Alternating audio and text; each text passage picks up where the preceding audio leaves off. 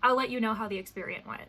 The experiment? The experience, the experiment. Put them together, it's an experiment, baby. Hi, hello, and welcome to my search for a 5-star read in honor of my 50th book of 2024. That just seems too crazy for me to say, but I said it and I am just so excited about it. If you're new here, I'm Leandra the TBR Zero, and my goal is to lessen my physical TBR one book at a time. But yes, today the focus is on finding a 5-star read for my 50th book. Most people are probably not that impressed by it. I know that there are so many voracious readers out there on and about booktube that are far exceeding that number, but for me this is a pretty big feat and something that I never would have expected, especially because last year was a pretty big deal when I hit 50 books in 6 months at the end of June, and now we're at the beginning of April and I've already hit 49. But how did that happen? Well, I read 13 books in January, 14 in February, and then I read 19 books in March, and I've already read 3 in April. The math is mathing, and now we are on book 50.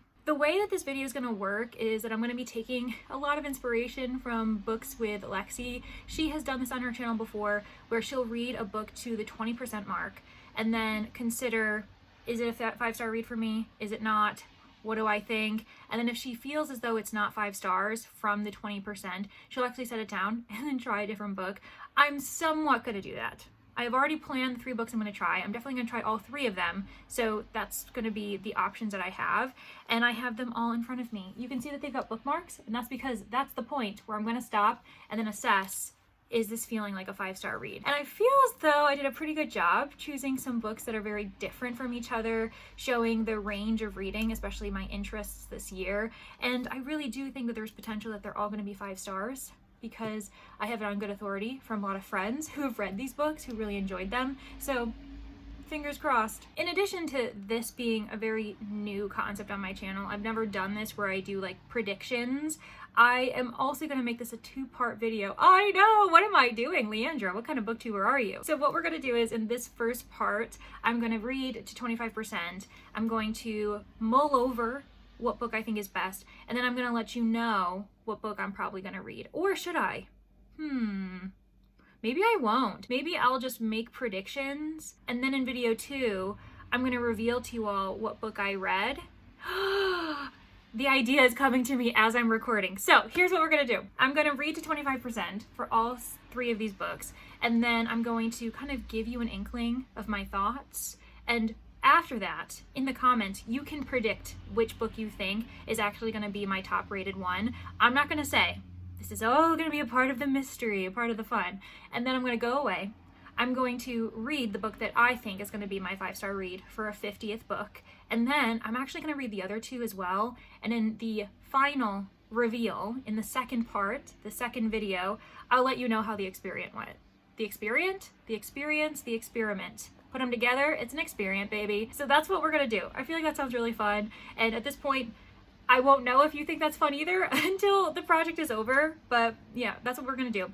Okay, so as scattered as I am, let's try to talk about these 3 books.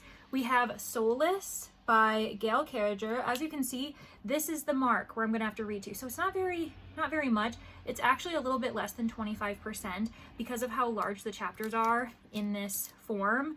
The next chapter after this marker is 30 pages, and that would well exceed 25%. So I'm actually only reading to chapter 4. I'm gonna give this book 3 chapters and we'll see what I think. This one I've heard so much about. I know so many people who absolutely adore this book.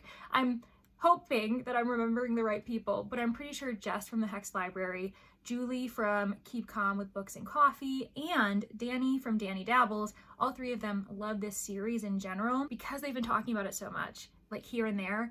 I've been really wanting to read it. I think it was published in 2009. So yeah, that means that this has been here for quite some time, and I'm really looking forward to it. It is a supernatural, historical fiction, kind of steampunk-esque book. That's all I really know about it. I'm gonna read the back of the book for you. First, she has no soul. Second, she's a spinster whose father is both Italian and dead. Third, she was rudely attacked by a vampire, breaking all standards of social etiquette. Where to go from there? From bad to worse, apparently, for Alexia accidentally kills the vampire, and then the appalling Lord Macon, loud, messy, gorgeous, and werewolf, is sent by Queen Victoria to investigate. With unexpected vampires appearing and expected vampires disappearing, everyone seems to believe Alexia is responsible. Can she figure out what is actually happening to London's high society? Will her soulless ability to negate supernatural powers prove useful, or just plain embarrassing? Finally, who is the real enemy, and do they have a treacle tart?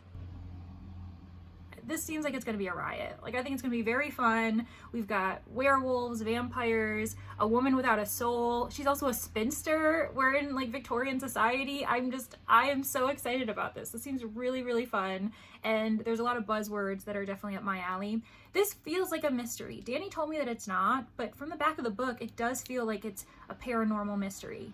So that'll be interesting to assess if I can feel that out for the first 3 chapters, because if it is, it's a contender, because you all know I love mysteries, especially ones that are genre blends. So okay, we're gonna see what happens with this one. On to option 2, we have My Murder by Katie Williams. This one is definitely me taking a chance, but it sounds like a weird enough book that is also intense and thrilling that I really want to give it a chance. It feels experimental, it feels odd. I've read a book by this author before. Actually, should I grab it? I'll go grab it. Okay, it took me way longer than it should have to find that book, but we've got it. Tell the Machine Goodnight is my first experience with Katie Williams. It was her debut novel, and now we have My Murder. Now that I think about it, we actually have 2 authors out of 3 where I'll be trying them for a second time. That is very exciting and very much not like me. But anyways, with Tell the Machine Goodnight, I remember I really enjoyed the fact that it's sci-fi, futuristic, and it seemed as though it was a fractured story because we followed a bunch of different characters and almost like short stories that blended together for an overarching story. Basically, the focus is that there's a machine in the future that you can ask how you're going to become happy. It will print out a piece of paper and give you certain actions that will supposedly bring happiness into your life. They can be as simple as get a pet, eat honey every day, something to that effect. Or it can be a bit more sinister or dark, suggesting that you need to cut off your hand, or you should be killing someone. Like, honestly, anything goes apparently. So I really enjoyed this. I thought that it was quite cerebral and thoughtful, while also having a very simplistic writing style. So I'm intrigued to see how similar this one is as far as narrative style goes, because this one I never hear people talk about. I really loved it. And yeah, I read it a few years ago, so I really want to know if I still like the author as much as I did this first time around. Back to the actual book I'm reading though. I got sidetracked because I did really love that book. So with My Murder, the people who I know loved this includes Michaela Reads and Danny Dabbles. This one is, again, experimental. Seems like it's an odd book to recommend, or a hard book, I should say, to recommend, because it can be hit or miss with people. Basically, the back of the book says, what if the murder you had to solve was your own? Lou is a happily married mother of an adorable toddler. She's also the victim of a local serial killer, recently brought back to life and returned to her grieving family by a government project. She is grateful for the second chance. But as the new Lou adapts to her old routines, and as she bonds with other female survivors, she realizes that disturbing questions remain about what exactly preceded her death and how much she can really trust those around her. Now it's not enough to care for her child, love her husband, and do the work she's always enjoyed. She must also figure out the circumstances of her death. Darkly comic, tautly paced, and full of surprises, My Murder is a clever, devour in one sitting twist on the classic thriller. Ooh!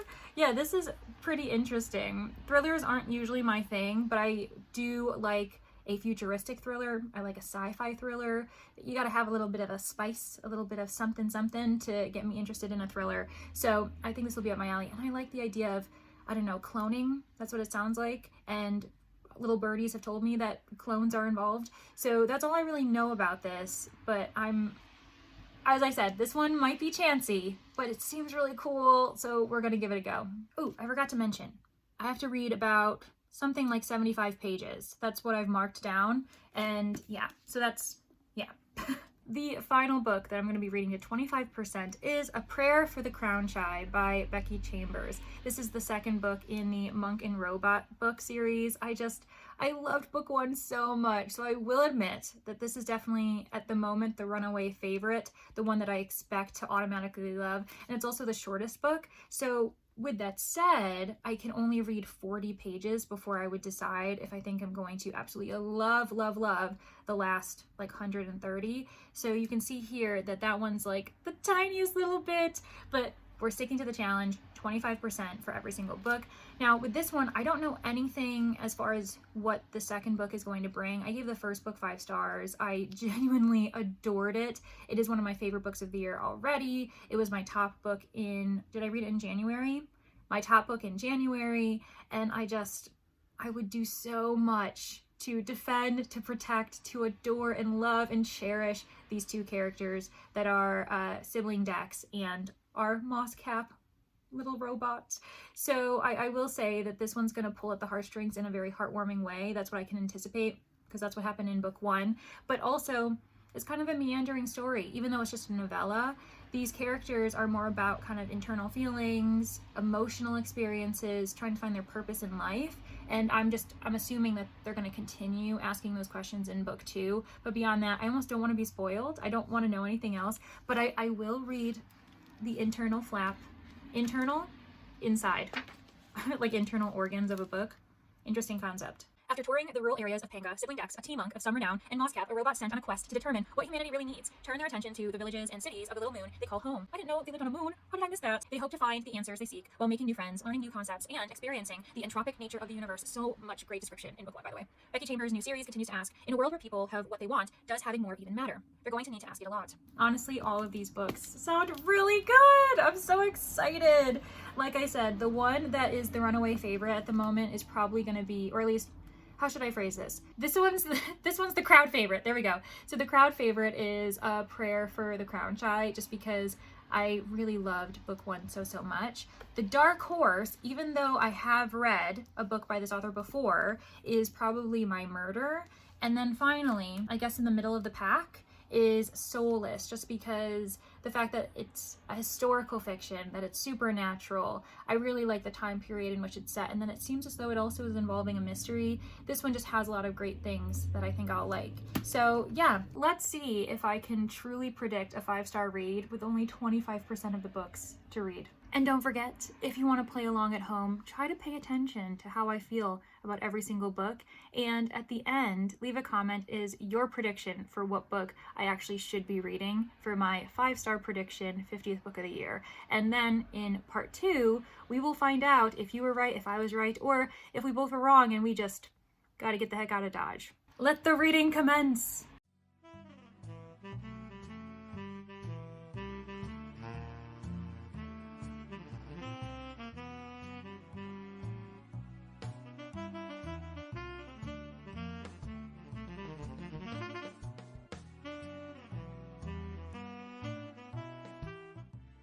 Alright friends, I started off with a really strong contender. I stuck to my guns. I only read the first 3 chapters of Soulless, but it is really engaging. I honestly really love the mystery at hand. The fact that we have this rogue vampire that attacked Miss Alexia Terabody, our main character. She killed him, and now she's just opened up a huge can of worms, and everyone is just looking at her, either thinking she's got the answers, or that maybe she's a danger to the people who don't want others to know what they're up to.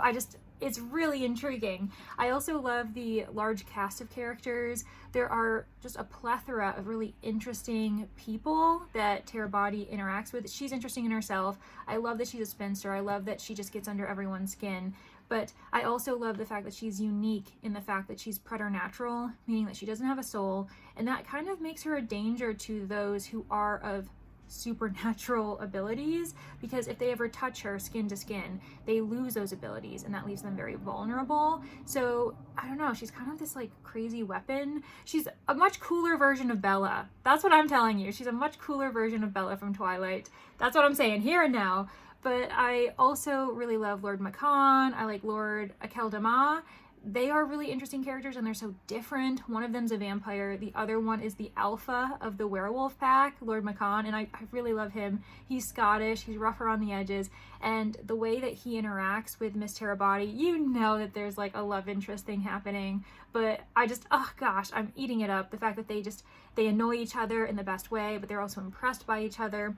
And then, of course, there is the mystery at hand. The fact that after Miss Terabody defended herself, killed this vampire, there is the realization that this vampire shouldn't exist because he's not registered with the BUR, which is the Bureau of Unnatural Registry, because this world has accepted the fact that supernatural beings live among us. They have a registry to provide some security, a sense of safety to those who aren't supernatural. And so it's out in the open. People know that vampires, ghosts, werewolves all exist, but they have to be registered, and this vampire wasn't. So why does he exist? How does he exist?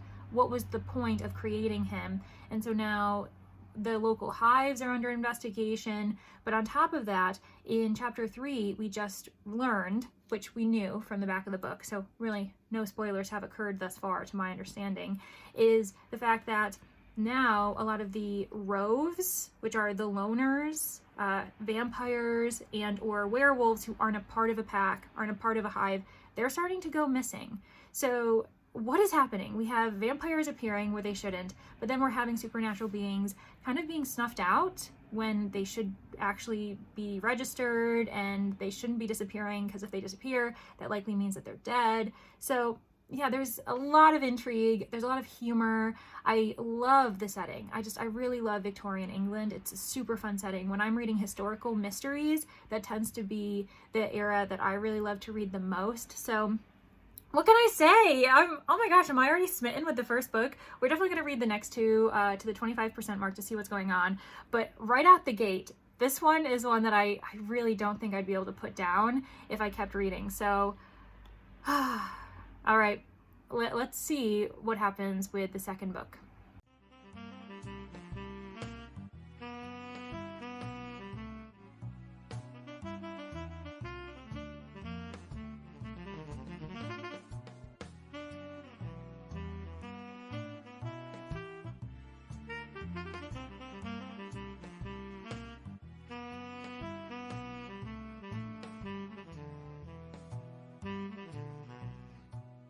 Okay, the thing is, I'm loving this book too. Oh my gosh, my murder has been so fun so far. It's definitely very cerebral, dark.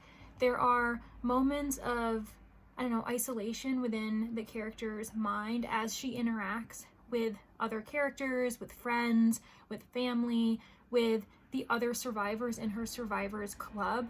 I think it's not a club. I think she describes it as a group. I don't know why I decided to make it all club and fun. But basically, Louise is the victim of a serial killer. We knew that from the inside of the flap. And she's trying to adjust to her life as a clone, because she is, but also isn't, the person she was prior to the murder. I am really enjoying the technology of this world. It's futuristic. The cloning isn't the only new tech that we're experiencing here.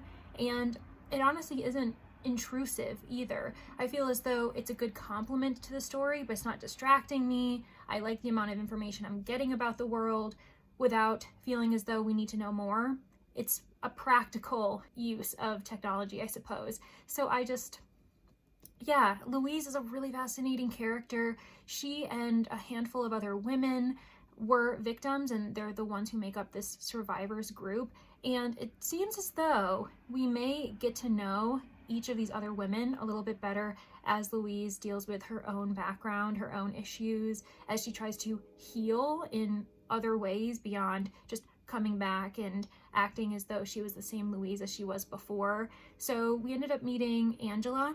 She is someone who was the first victim, I believe, and she's dealing with the fact that her loss really impacted, obviously, herself, but her ex-boyfriend, her boyfriend at the time, and now that she's back, she finds that he's stalking her, and it's as a way of protecting her. We can see the kind of screwed up reasoning for that. He's so afraid of losing her again that he continues to watch her. He goes with her to different appointments. He follows her while she's taking the bus. He's in a car behind her, making every single stop, and it really is him trying to cope with the fact that he lost her before, and now that he has her again, he doesn't really know how to lose her, and they're not even in a relationship anymore. So it's really quite dark and twisty, but also gripping. We also have Fern, and I love Fern. I really love Louise too. I really like her character. She's a really fascinating perspective on motherhood as well, because I think she might be the only woman, or one of the only women,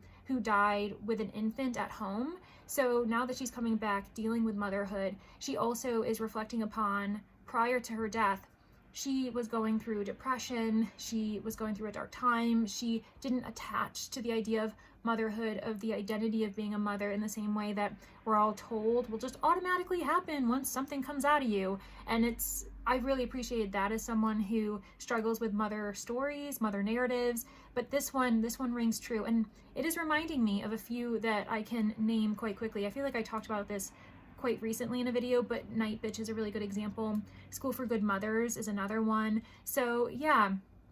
Oh my gosh, this is gonna be so hard. And this was the Dark Horse one. But let me quickly say one more thing. Fern is really interesting because she comes from a different POV. I feel like every single victim is a different type of woman, or a different type, I don't know, of just, they were in different places in their lives, and so their perspectives upon their death, coming back from their death as clones, is very different, and they're reacting differently. So for instance, Fern, she refuses to accept that she was who she was before. She is choosing to just view herself as a completely different person. That was the other me prior to the murder. The other me used to act like this, dress like this, order this specific drink. Me now, I'm not her, so I'm going to do everything in opposition to what she used to do. And I think that that definitely lends to the fact that she was 20 when she was murdered, and so she was just not even a full person even back then, as she's trying to become who she is now. So I really like the chapter in which Louise and Fern go for drinks, and their interactions were just really thoughtful. And also the plot is thickening. There are certain kind of dark, this is definitely more of like a dark, I guess, thriller. I don't know. I think I understand why Michaela from Michaela Reads says that this is a really hard book to recommend or really describe to the right person, because it isn't the thriller that we'd think it is. It's more of a patient thriller? Is that a thing? I'm really intrigued and I really want to continue. This seems like it's gonna be awesome. It's right up my alley. So, oh God. Okay, and now we're moving on to the third option, which is almost the slam dunk one that I know I'm gonna love as well, and that is a prayer for the Crown Shy. So this is gonna be so much harder than I thought, because it's gonna be shocking if I don't automatically love the first 25% of this book either. So I'm gonna have a really hard choice at the end of this video. Okay, it's gonna be okay. I shouldn't be complaining. I've got so many great books to potentially choose for my 50th book of the year. I really shouldn't be complaining. All right, let's start this one.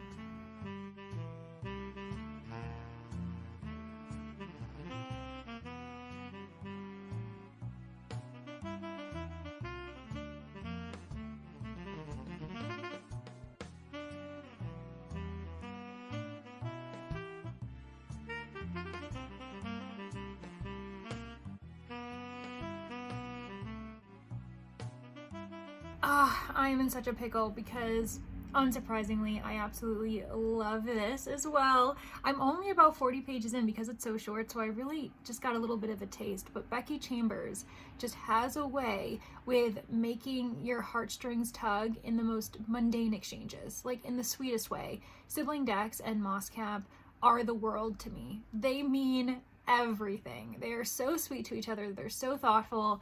And Mosscap's purpose in life to ask humanity what they need, and Dex bringing Mosscap into society and teaching the ways and how they work and what they can get and what they can give, is just, honestly, it's so wonderful. This is very cozy, and it's really lovely to meander with them in the second novel after I had an experience with them in the first one with A Psalm for the Wild Built. So it's so great. I can't wait to continue. Honestly, I'm saying that with all three of these books, with A Prayer for the Crown Shy, with Soulless, with My Murder. What am I doing? All of these sound amazing. I'm torturing myself with great reads. Genuinely, all of them feel like they're going to be 5 stars for me. I'm not even lying. And I will preface this by letting everyone know, I should have said this in the beginning, I don't give 5 stars readily. I don't give them all the time. So, oh my gosh, what am I gonna do? I just realized this is where I leave you. I've read 25% of each book, and now I have to go off screen, decide which book I'm gonna read, and then in the end realize if I was right or wrong. So let's go through all 3 options just to keep them fresh in your mind, and then at the end, if you're interested, comment which book you think should be my 50th book. Which one do you think deserves that title? And in part 2, I'll reveal whether the one I actually read for my 50th book was the right choice, or if one of the other two options is just in a closer, warmer place in my heart. So the first book I read for this vlog was Soulless by Gail Carriger. This one was the supernatural historical fiction with a dash of mystery, following Miss Alexia Terabati. She's a preternatural, meaning that she doesn't have a soul, and this is a world of vampires, werewolves, and the mystery is that there are vampires appearing where they shouldn't, and then there are supernatural beings disappearing where they should be. So this one definitely is humorous, really enjoyable, and I wouldn't be surprised if you end up voting for this one. The same goes for My Murder by Katie Williams. This was the second book I read for this vlog, and I'm just captivated by Louise's situation. The fact that she was a murder victim of a serial killer, ended up being returned to life through being a clone, and placed back into her world as if everything should be normal. She's dealing with grief of her old self, trying to get to know her new self. Is she the same person? Is she different? While also interacting with fellow serial killing victims with their own coping mechanisms. There's just so much more to unpack here, I think. I just started it, obviously, with 25%, but we haven't really fully gotten the full story yet. Like, I'm sure that there's a lot more to the plot development that 25% of the book doesn't give justice, but honestly it didn't matter. I was captivated anyway. I really want to keep reading. So yet again, if you vote for this one, I wouldn't be surprised. And finally, we have my return to Moss Cap and Sibling Decks with A Prayer for the Crown Shy by Becky Chambers. Just as a reminder, this is a sequel in a series I already started. I already loved A Song for the Wild Built, and it made me tear up. I don't know if I mentioned that. And this one is bound to make me tear up as well, because I love being with them. I love the philosophical questions they're asking each other of themselves as they just accept that we aren't whole. We're all still learning, we're all still growing, and it's okay to feel a little lost sometimes, especially when you're in good company.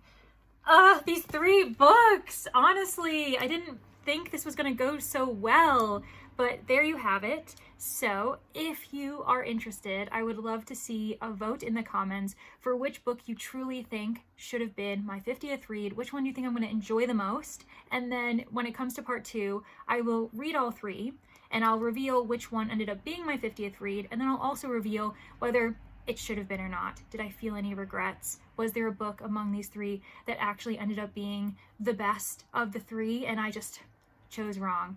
Alright, thank you all so much for getting to the end of the video. I really do hope that you had a fun time. It was really enjoyable. It was a cool experiment. I'm definitely going to keep doing it, maybe during other milestones throughout the year, and I really do hope to see you in the next one. And you might want to consider subscribing if you want to see how this experiment plays out.